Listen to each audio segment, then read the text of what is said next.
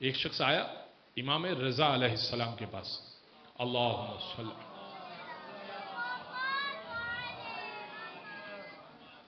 کہنے لگا کہ فرزند رسول یہ بتائیے کہ رسول کو ابو القاسم کیوں کہتے ہیں؟ رسول کی کنیت ہے نا ابو القاسم، کا رسول کو ابو القاسم کیوں کہتے ہیں؟ امام نے کہا کہ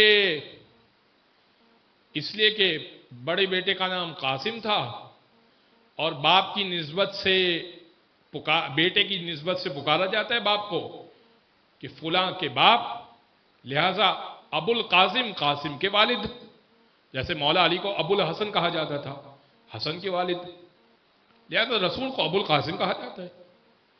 اس نے کہا مولا میں عرب ہوں، مجھے پتا ہے یہ بات کہ یہ دستور ہے کہ بڑے بیٹے کے نام سے پکارا جاتا ہے باپ کو۔ حل ترانی اہل للزیادہ، کیا آپ یہ سمجھتے ہیں کہ کچھ اور بات مجھے بتائیں میں اہل ہوں اس کا؟ امام نے کہا کہ ہاں تو اہل ہے۔ امام نے کہا آج سن میں تجھے کچھ اور بتاتا ہوں، ابو القاسم کیوں کہا جاتا ہے۔ شیخ صدوق نے سے لکھا ہے، امام کہنے لگے اما علمت ان رسول اللہ قال انا وعلی ابا هذه الامہ، کیا تجھے معلوم ہے کہ رسول اللہ نے کہا تھا میں اور علی اس امت کے باپ ہیں؟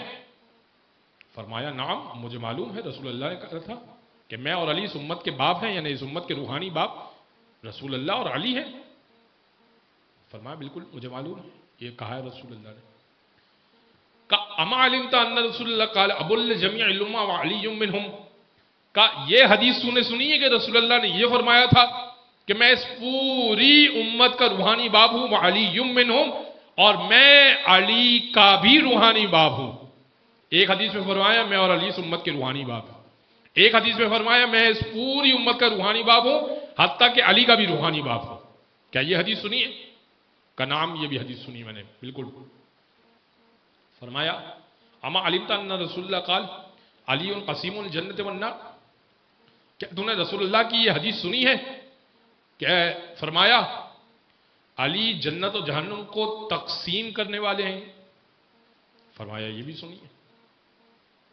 امام نے کہا مسئلہ تو حل ہو گیا، اب آپ سمجھے نہیں بات کو۔ دیکھیں علم رکھنے والے کو کیا کہتے ہیں؟ بولیے عالم، قتل کرنے والے کو قاتل، تقسیم کرنے والے کو کیا کہیں گے؟ قاسم۔ علی ہیں جنت و جہنم کو تقسیم کرنے کے سبب سے قاسم، اور رسول ہیں پوری امت کے روحانی باپ اور علی کے بھی والد، لہذا رسول کو ابو القاسم کہتے ہیں۔ یا علی، اے توجہ، ایک دوسرا پہلو ہے جو مولا رضا نے بتایا، کوئی بتا نہیں سکتا۔ شیخ صدوق کہتے ہیں کاش اس نے کہا ہوتا مولا حل ترانی اہل للزیادہ، مولا کوئی اور پہلو بتائیے، کیا اہل سمجھتے ہیں مجھے؟ مولا کوئی اور پہلو بتاتے۔ مولا کے پاس تو کمی نہیں تھی نا علم کی، پوچھنے والے نے پوچھا نہیں۔